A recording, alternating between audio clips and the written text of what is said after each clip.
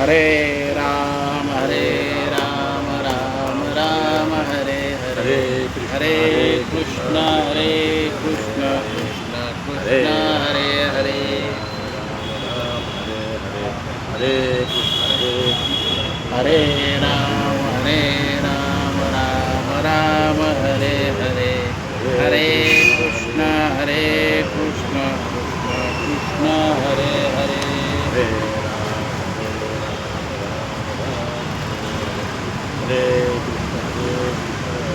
हरे राम राम हरे हरे हरे कृष्ण कृष्ण हरे हरे हरे कृष्ण हरे राम राम हरे हरे हरे कृष्ण कृष्ण कृष्ण हरे हरे मना हरे राम हरे कृष्ण हरे राम राम हरे हरे हरे कृष्ण कृष्ण कृष्ण हरे हरे हरे राम राम राम हरे कृष्ण हरे कुंडलिका वरदय विठ्ठल श्री ज्ञानदेव तुकाराम पंढरीनाथ भगवान की जय मंगलहारी महाराज जगद्गुरु श्री संत तुकाराम महाराज तव संतन की जय अपने अपने माता पिता कृपाळू उदार माझा ज्ञानेश्वर कृपाळुदार माझा ज्ञानेश्वर तया नमस्कार वारंवार न पाहे आती कुळाचा विचार भक्त करुणाकर ज्ञानाबाई भलतिया भावे शरण जाता भेटी पडितसे तुटी जन्म व्याधी न पाहे आती कुळाचा विचार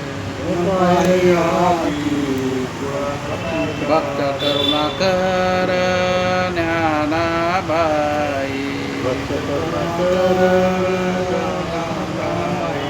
ज्ञानाबाई माझी अनाथाची माय एका जनार्दनी चरण वंदित पाय वंदित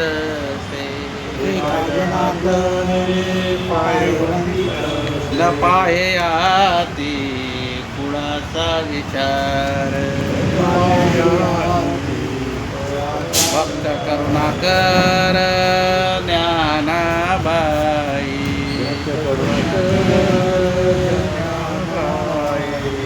नमो सद्गुरु कृपया ज्ञानदीपा नमो सद्गुरु सच्चिदानंद रूपा नमो सद्गुरु भक्त कल्याण मूर्ती नमो सद्गुरु मनुष्याकृती रागमे ख्याती केली शिवाशिखरे सागरे तारेली स्वामी हा पूर्ण ब्रह्म प्रकाशी जळे लक्ष्मी निर्जीवाका महाराज हा जन्मला मृत्युलोकी तुझी उपमानाडळेलो भवसिंधू से बांधिला से तुझे ने अनाथा विनाकारणे तुझया भासला मानवी वेशधारी परिहालिला विग्रही स्वहे श्री हरी व्यापकू सर्व जीवा तुका तुषितो हा परब्रह्म ठेवा दया पूजिले आदरे माडुरंगे मानस्त गेले प्रयाण प्रसन्न हनुमानवी दिव्य रूप चिलेले नद्यावी तिये दिव्य लोकांसी नेले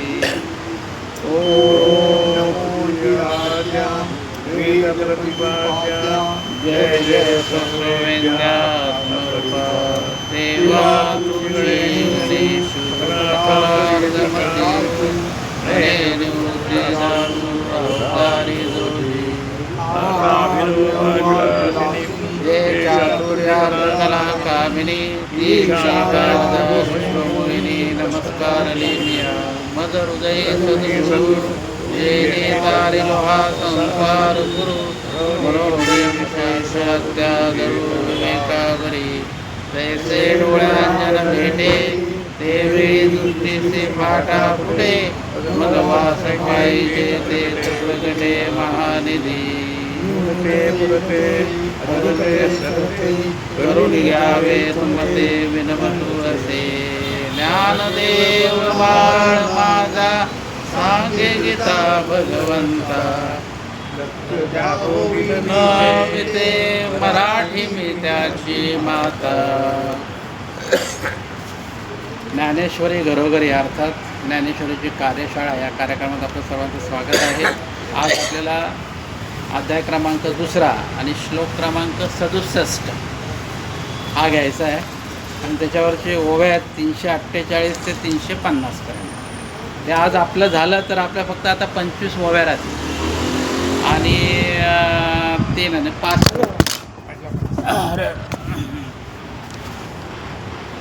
श्लोक राहतील. तर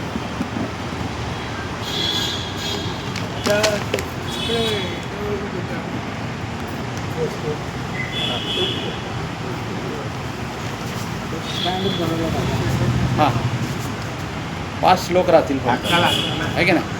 आता याच्यामध्ये मी पहिल्यांदा वाचतो मग आपण वाचतो आहे की नाही. सर इकडे पहिल्या याच्यात गुरुजी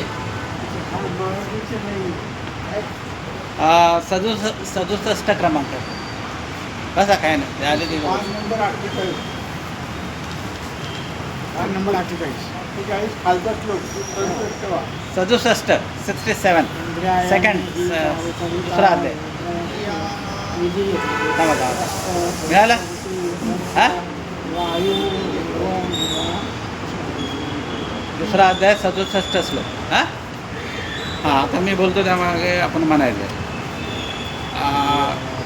इंद्रियानामहि चरताय म्हणा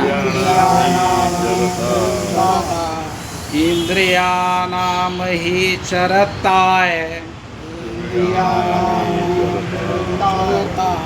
इंद्रियानामहि चरताय यत् मनोनुविधीयते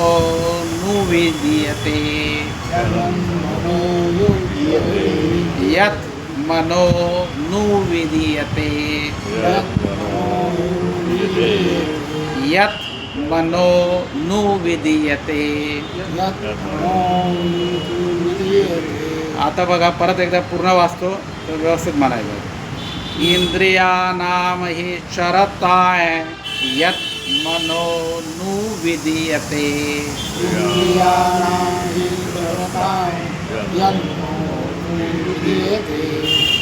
आता खालचा श्लोक बघा. तदस्य हरितप प्रज्ञाव म्हणा तदस्य हरितप प्रज्ञाव तदस्य हरितप प्रज्ञाव वायुरनाव मिवाम बसी वायुरनाव मिवाम बसी वायुरनाव मिवाम बसी. परत एकदा बघा ते. तदस्य तदस्य हरितप्रज्ञाव वायुर्नावमिवामभसि. तदस्य हरति प्रज्ञाव वायुर्नावमिवामभसि.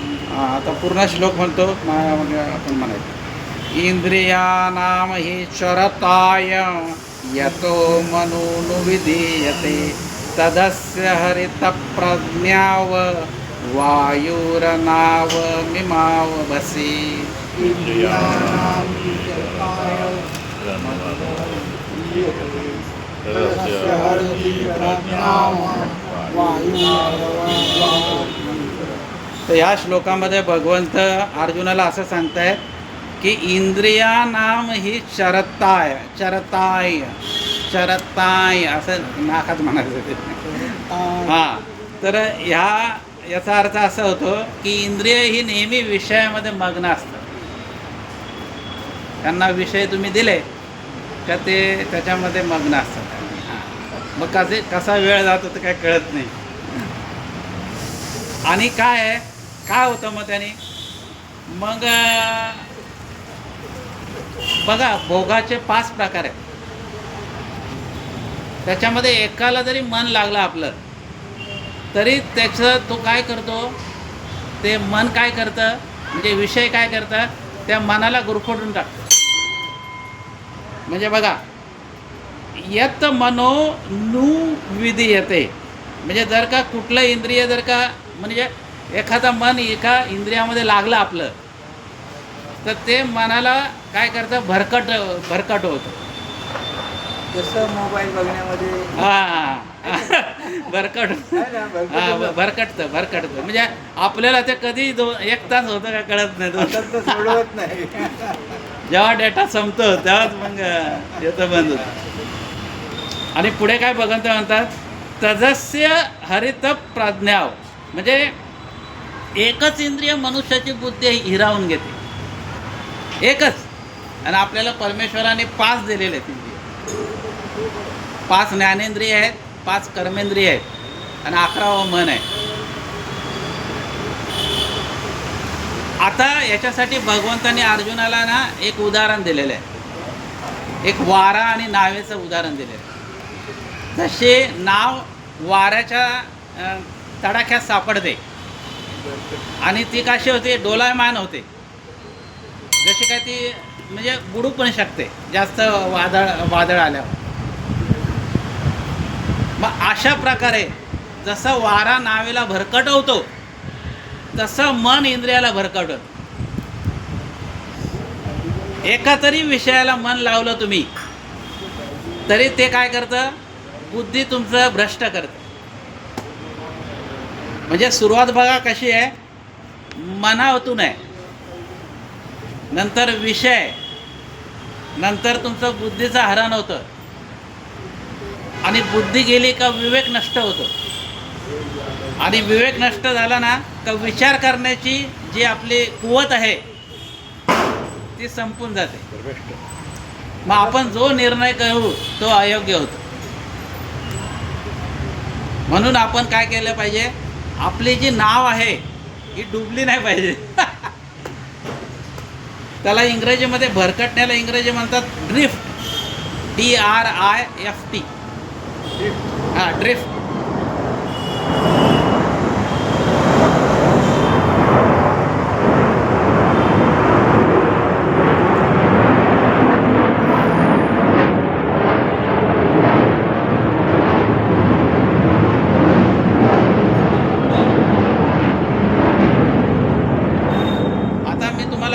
प्रश्न विचारतो की आम्ही सगळ्या नावेमध्ये बसलेलो होतो, बसले की नाही, सगळ्या नावेमध्ये प्रवास केलेला आहे. तर मला सांगा, आपण जर का नावेत बसलो तर आपण काय काळजी घेतो? नावेत आतल्या भावाला पाणी येतं कामा नये. पाणी आले ना की ते धडाम खाली पडतं. लाईफ जॅकेट घालतो आपण. ते जॅकेट असतं बघा, ते नारंगी कलरचं आहे ना, ते घालतो. म्हणजे उद्या कधी समजा पडली, कलंडली तर आपण करू शकतो. असं ते लाईफ जॅकेट बोलतात, ते करतो. आणि तो नावाडी काय करतो, नावाडी समजा अशी परिस्थिती आली तर तो काय करतो माहिती आहे का, शीड उभारतो. शीड उभारतो म्हणजे वाऱ्याच्या विरुद्ध, म्हणजे वाऱ्याला तो काय करतो, वाऱ्याच्या वाऱ्याबरोबर नाही ठेवत ते, वाऱ्याचं हे करतो म्हणजे थोपवून ठेवतो. त्याला इंग्रजीमध्ये सेल असं म्हणतात, शीडला SAIL. बघा, नाव जर का बुडायला लागली तर ही सिक्युरिटी आहे, म्हणजे आपण असं ही तयारी करतो. पण आपलं मन बुडायला लागलंय, हे नावेरूपी जे मन आहे ते बुडायला लागलेलं आहे आपलं. मग ते बुडू नये, मग आपण त्याच्यासाठी काय केलं पाहिजे, काय कुठली दक्षता घेतली पाहिजे? हरिनामाचा जप. तर याच्यामध्ये असं आहे की मी तुम्हाला म्हटलं की 5 विषय आहेत. कुठले कुठले विषय आहेत 5? सांगा बरं मोरे साहेब. काम क्रोध मन मोह नाही ते विकार आहेत. विकार. मी तुम्हाला काय सांगितलं, 5 विषय सांगितले. शब्द, पहिला विषय आहे शब्द, आहे ना साहेब, शब्द. नंतर दुसरा विषय आहे स्पर्श. नंतर आहे नंतर काय आहे, गंध. बरोबर. रूप रस आणि गंध. रूप, रस आणि गंध. गंध शेवटचा. हे 5 विषय आहेत आणि 5ही विषय आपल्याला आवडतात. आणि प्राणी मात्र, पशु बघितले ना तुम्ही, तर त्यांना एकच विषय आवडतो प्रत्येकाला, तरी त्यांचा घात होतो. आणि आपल्याला 5ही विषय आवडतात, तर आपलं काय होत असेल हा विचार आपण केला पाहिजे. उदाहरणार्थ, आता समजा शब्द आहे. आता आपल्याला प्रत्येकाला संगीत आवडतं आहे की नाही, गाणी आवडतात ना, आपण जुनी गाणी वगैरे आपण लावतो आणि त्याच्यामध्ये कसं मुग्ध होतं. तसं गाणं कोणाला आवडतं माहिती आहे का? हरणाला आवडतं. हरिण जे असतं ना, ते संगीतामध्ये मुग्ध होतं. मग तो शिकारी काय करतो की हरणाला जर का पकडायचं असेल, हरणासारखं चपळ नाही कुठला प्राणी, एवढा चपळ आहे की तो वाघ पण दमतो त्याचा पाठलाग करून. अहो, आमच्या शेतामध्ये एकदा मी बघितलं होतं, ते हरणं आले ना, ते म्हणजे डोळ्याची पापणी नाही असं होतं, ते हे दिसेनासे होतात लगेच. टम टम टम टम उड्या मारतात इकडून तिकडून. पण ते हरिण आहे ना, एवढं उड्या मारणारं एका जागी स्तब्ध होतं. तो काय करतो, तो शिकारी असं संगीत लावतो आणि मग ते संगीत लावलं का तो ऐकतो आणि हा मग पासा टाकून देतो तिथे, फक्त संगीत ऐकल्यामुळे. आता त्याच्या पुढचं बघा. आता पुढचा आहे स्पर्श. आपल्यालाही स्पर्श आवडतो, मुलायम स्पर्श आपल्यालाही आवडतो. मग तसा स्पर्श हत्तीला आवडतो. मग तो शिकारी काय करतो, एक खोटी हत्ती तयार करतो आणि त्याच्यात खड्डा करतो आणि त्याला असं वाटतं की हत्तीनंच आहे. मग तिला तो स्पर्श करायला जातो आणि त्या खड्ड्यामध्ये त्याला एकच विषय आवडतो, स्पर्श. पुढे बघा. आता पुढे आहे रूप. जसा पतंगाचा विषय आहे.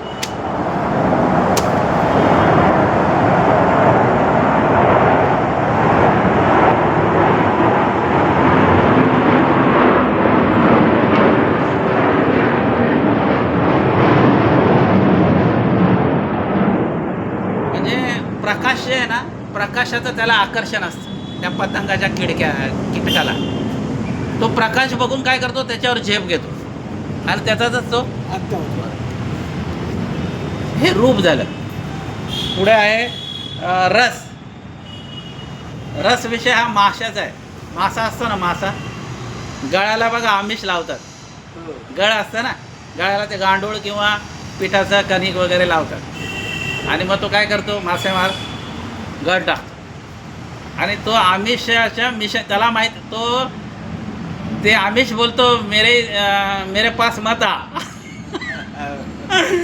हाँ, तू मेरे पास आएगा तो ऊपर खड़ा है आदमी, वो तुझे लेके जाएगा. तरी तो त्याचा ऐकत नाही, तो जातो त्याच्याजवळ जातो आणि काय ते गळामध्ये हा. आणि मग त्याची हत्या होऊन जाते. पुढे आहे गंध म्हणजे भुंगा. आपला भुंग्याचा विषय झालेला आहे पहिला, आहे की नाही? झालेला आहे कमळाचा फुलाचा ते हां, भुंग्याचा विषय झाला आपला. 67 क्रमांकात असलो हा भुंग्याचा विषय आपला झालेला आहे. तो भुंगा काय करतो माहिती आहे का? त्याला गंध आवडतो, मकरंद. कमळामधला तो मकरंद आहे ना, तो आवडतो.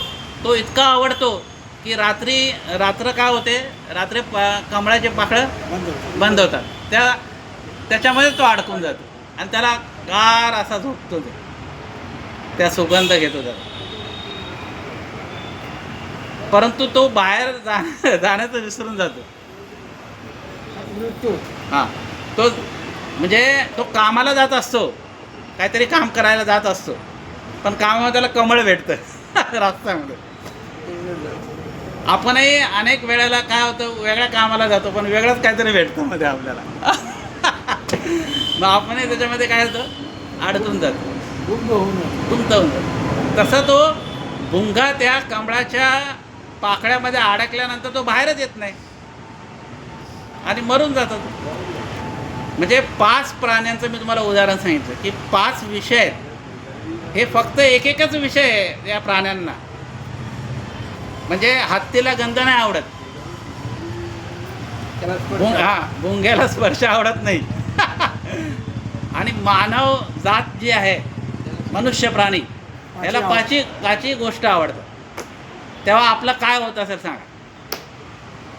आपण कधी त्या परमात्म्याकडे पोचू सांगा?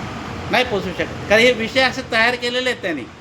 इथेच गुंतवा, पुढे येऊ नका, अशा पद्धतीने ते तयार केलेलं आहे.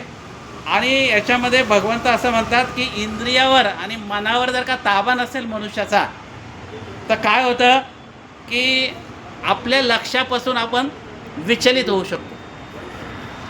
आपण लक्ष्य ते गाठू शकत नाही. समजा विद्यार्थ्यांनी एक लक्ष ठेवलं की मला आता एवढे पर्सेंटेज मिळवायचे, मला एवढे टक्के मिळालेच पाहिजे, त्या दृष्टीने तो कामाला लागतो, अभ्यास करतो. परंतु ह्या विषयात गुंतला, मोबाईलमध्येच तो बघत राहिला सगळं. नको ते मोबाईल हा ॲक्च्युली खरं चांगलं आहे. म्हणजे हे बघा, असं कुठलीही गोष्ट वाईट नाही आहे, पण मनुष्याचा स्वभाव काय माहिती आहे का? तो चांगला नाही घेत, तो त्याच्यातनं वाईटच घेतो.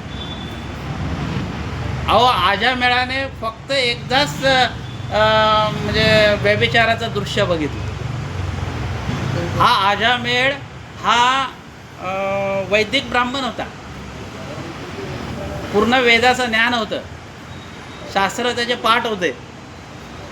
त्यांनी फक्त एकदाच दृश्य बघितलं तर त्याची मती फिरली आणि इंद्रिय कधी घालतील हेच आपल्याला कळत नाही. बघा, मोठे महात्मे आपण ऐकतो, काही होऊ शकतं. म्हणून मनुष्याने कायम सतर्क राहायला पाहिजे. इंद्रिय आणि मन काय करायला पाहिजे? कायम ताब्यात ठेवलं पाहिजे. ज्याचा मनावर ताबा आहे तो परमेश्वराची काय करू शकतो? भक्ती करू शकतो. पुढे बघा, इच्छा आणि इंद्रियावर जर का ताबा नसेल तर मनुष्याची बुद्धी भरकटते. तर याच्यामध्ये असं तुकाराम महाराज असं म्हणतात, विषयाची चरवणी केली आयुष्याची गाळणी. म्हणजे विषयाच्या भोगामध्येच आपलं आयुष्य संपून जातं. बघा, विषय तिथेच राहतात. बिडी पिणारा मरतो, पण बिड्या तिथंच आहेत. बिड्याचं बंडल आहे तसंच. दारू पिणारा मरतो, दारू आहे तिथंच आहे. म्हणजे विषय तुम्ही किती भोगणार? याचं उत्कृष्ट उदाहरण आहे की याचा कुठला राजा साहेब महाराज पुराणामधला, भागवतामधला, विस खांडेकर, ययाती राजाचे उत्कृष्ट उदाहरण आहे. त्यांनी असं लिहिलं आहे की म्हणे तो सार्वभौम राजा होता. त्यांनी मुलाचं तरुण पण घेतलं आणि आपलं म्हातारं पण त्या मुलाला दिलं, पुरू नावाच्या मुलाला. तरी त्याचे विषय संपले नाहीत. शेवटी त्यांनी मान्य केलं की विषयाला आपण जर का बंद आळा नाही घातला आपण स्वतःहून तर ते काय तुम्हाला ऐकणार नाही. म्हणजे तो बघा मुलाचं कोण तरुण पण घेईल का? पण विषयामध्ये अंध झालेल्या माणसाला काहीच कळत नाही. म्हणून आपण काय करायला पाहिजे की मनावरती कंट्रोल ठेवायला पाहिजे, मनावरती ताबा ठेवायला पाहिजे. इथं एका ठिकाणी चोखोबा महाराज असं म्हणतात, भुलल्यासी काय भुरल्यासी वरल्या रंगा, ऊस डोंगा परी रस नाही डोंगा. आपण सगळं आकर्षक पॅकिंग, आता सगळं पॅकिंगला महत्त्व आहे. ते झोमॅटो वगैरे जे येतं ना सगळं पॅकिंग येतं बघा, आतमधला माल काय आहे कसा बनवतात. आणि आजकालची पिढी आहे ते सगळं असं ऑर्डर देऊनच खाणार, ते काय बनवत नाही घरी. पुढे बघा आता मी तुम्हाला आता ते सांगितलं की पंच ज्ञानेंद्रिय आहेत, आहे की नाही. कुठले कुठले ज्ञानेंद्रिय आहेत? डोळा, डोळ्याने आपण पाहतो. दुसरं कान, कानाने आपण ऐकतो. त्याच्यानंतर नाक, नाकाने आपण हे म्हणजे सुगंध गंध घेतो. त्याच्यानंतर आपण त्वचा आहे ते स्पर्श, आणि रस हा जिभेचा विषय. जिभेने आपल्याला काय पदार्थाची चव कळते, आहे की नाही. त्याला रस ना म्हणतात. आणि त्याच्यानंतर 5 कर्मेंद्रिय कुठली कुठली? हात, पहिला हात आहे, नंतर पाय आहे, नंतर तोंड आहे, तोंडाने आपण बोलतो, नंतर मल विसर्जनाची जागा, मूत्र विसर्जनाची जागा, या 5 ठिकाण आहेत. आणि 5 ज्ञानेंद्रिय आहेत. आणि 11वा मन आहे. आणि मन हे प्रधान आहे. मन हा सकळ विषय इंद्रियाचा राजा आहे. बघा, मन अशी वस्तू नाही की तुम्ही दाखवू नाही शकत. जसं आता वारा आहे, वारा आहे पण तुम्ही काय कुठे दिसतं का तो आपल्याला? तसं मन आहे पण मन दिसत.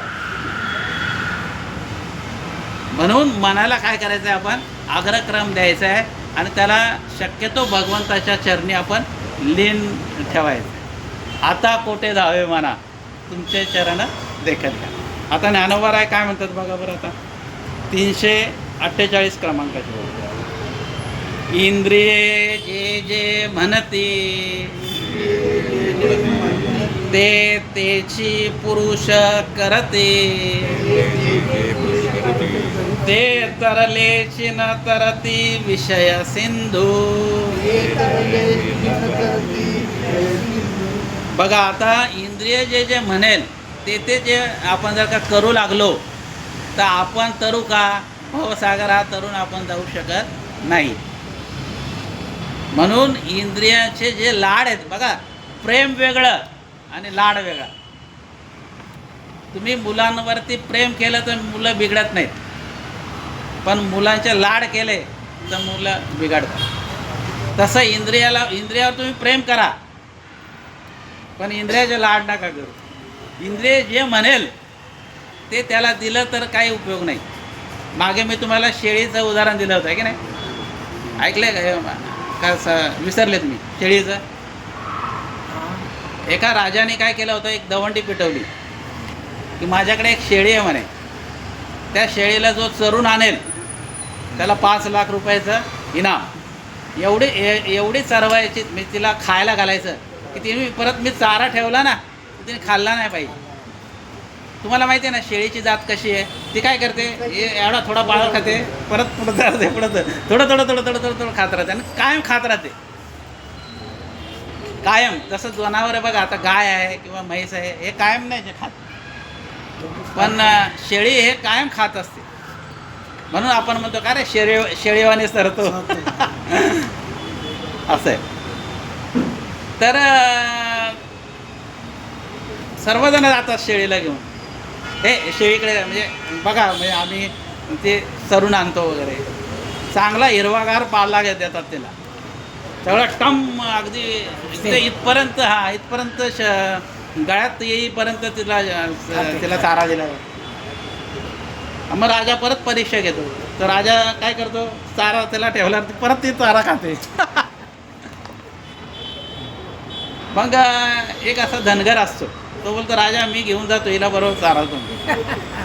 तर तो घेऊन जातो आणि चारा फक्त असा ठेवतो आणि ते चारा खायला गेली का तो कानाखाली मारतो. चारा खायला गेली का कानाखाली मारतो. इतकं तिचं थोवाड असं झोडतो की तिची वासनाच होत नाही. मग ती तशीच घेऊन जातो ते शेळी राजाकडे. मग राजा म्हणतो तिला चरून आणली का म्हणे हा चांगला आता तुम्ही द्या म्हणे तिला. ती काय खाणार नाही. आणि मग जेव्हा राजा हिरवागार चारा ठेवतो ते तिचं तोंडच लावत नाही, कारण तिला माहिती आहे तोंड लागलं की कानाखाली आहे, बस फटका बसला. तसंच आहे आपलं. इंद्रियाला आपण म्हणजे लगाम घातला पाहिजे आणि जेव्हा आपण लगाम घालू तेव्हा ते शांत होते. आणि तुम्ही जेवढं खाद्य द्याल त्याला तेवढं ते अशांत होणार. ठीक आहे. पुढची ओळी बघा 349 पाहिजे. जैसे नाव थडे ठाकिता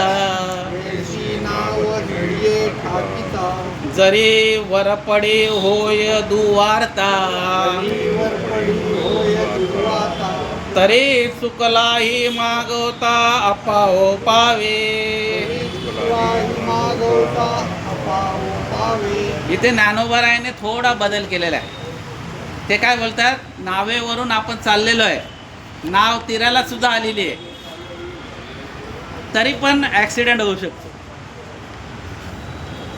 बघा ज्ञानी माणसं तीरावर गेलेले आहेत भवसागराच्या, त्यांना फक्त थोडं अंतर राहिले आता, तरी सुद्धा ते बुडू शकतात. बघा काय कल्पना आहे बघा. म्हणजे तेच उदाहरण आहे, पण ज्ञानोबाला पुढची आणखी स्टेप सांगतात की तुम्ही असं समजू नका की माझा उद्धार झाला, आता मी आता बस परमेश्वराशिवाय दुसरं काही करत नाही. पण कधी काय होईल काही सांगता येत नाही. म्हणून आपण सतर्क राहायला पाहिजे आणि आपण गर्व नाही केला पाहिजे आणि कायम लीनता परमेश्वराकडे आपण लीनता ठेवली पाहिजे. मग आपल्या परमेश्वराची आपल्याला काय होते, कृपा होते. कळालं का हा दृष्टांत? हां, तरी आपण काहीतरी म्हणजे दुवार्थ होऊ शकते त्याच्यामध्ये. म्हणून आपण आपल्याला काय केलं पाहिजे, जपलं पाहिजे शेवटच्या क्षणापर्यंत. बघा सोन्यालाच कस लागतो. तुम्हाला चांगलं जीवन जगायचं आहे ना, तर तुम्हाला काय होणार आहे, त्रास होणार आहे. वाईट लोकांना बघा, हे गुंड प्रवृत्तीचे लोक, त्यांना काय हे तर यांना म्हणजे म्हणतात ना ते निर्लज्ज सदा सुखी. म्हणून सज्जनाने काय करायला पाहिजे, आपल्याला जपायला पाहिजे. पुढे बघा जैसे प्राप्ते ही पुरुषे इंद्रिये लाळली जरी कौतुके तरी आक्रमिला जान दुःखे संसारिके. म्हणजे बघा म्हणजे ज्ञानी मनुष्याने थोडा जरी लळा पुरवला इंद्रियाचा, थोडा जरी, तरी काय आहे, त्याचा घात आहे. तो संसार सागर पार करू शकत नाही, मध्येच त्याचे घात होण्याची शक्यता आहे.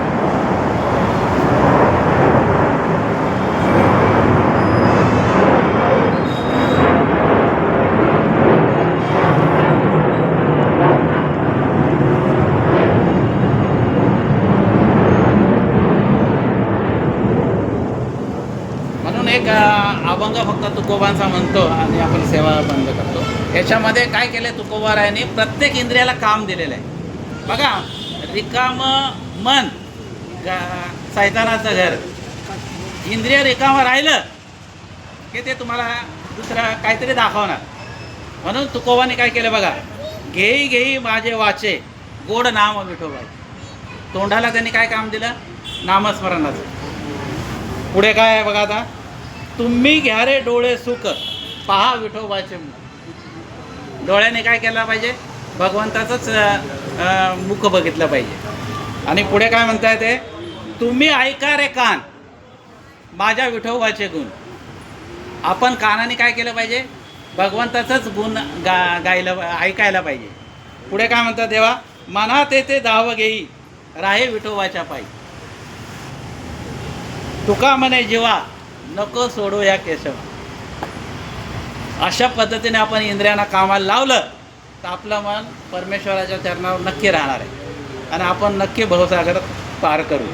कुंडलिका वरदे हरी विठ्ठल श्री ज्ञानदेव पंढरीनाथ भगवान माऊली ज्ञानेश्वर महाराज श्री संत तुकाराम महाराज सब संतन की जय. अपने माता पिता श्री अनंता मधुसूदना जगव्यापका जनार्दना सकळ देवारी देवा मानंदा महानुरभा चक्रंधरा विश्वंभरा सहस्रपदा सहस्रकरा कमलनयना कमलापती भवतारका दरिद्राशिती अगये सगुणा निर्गुणा वसुदेव देवकी नंदना तुकाला लोटांगणी हे शिकरितसे विनवनी सकळ देवादी देवा महानंदा महानुभावा आता विश्वात्मके देवे येणे वाग्यज्ञ तोषावे दोषोनी मद द्यावे पताय दानहे जे फळांची व्यंकटी सांडू तया सत्कर्मी रती वाढू भूता परस्परे पडू मैत्र जीवाचे दुरिताचे तिमिर धावो विश्वधर्म सूर्य पावो तो जे वांछील तो ते लावो प्राणी जात वर्षात सकळ मंगळी ईश्वर शांती मांदी आळी अनवरत मंडळी भेटूता कला कल्पतरुचे आरव चेतना चिंतामणीचे गाव बोलते जे अर्णव पियुषांचे चंद्रम जे आलांछन मार्तंड जे तापहीन ते सर्वाय सदा सज्जन सोयरे किंबहुना सर्व सुखी पूर्ण होऊन येते लोकी वजिते द्वादी पुरकी अखंडी आणि ग्रंथ विजये विशेष लोकी ये दृष्टादुष्ट विजय एत मने श्री विश्वेश्वराहो आहो येल दान पसाहो येणेवरे ज्ञानदेवो येणेवरे ज्ञानदेवो सुखिया येणेवरे ज्ञानदेवो सुखिया हरि ओम.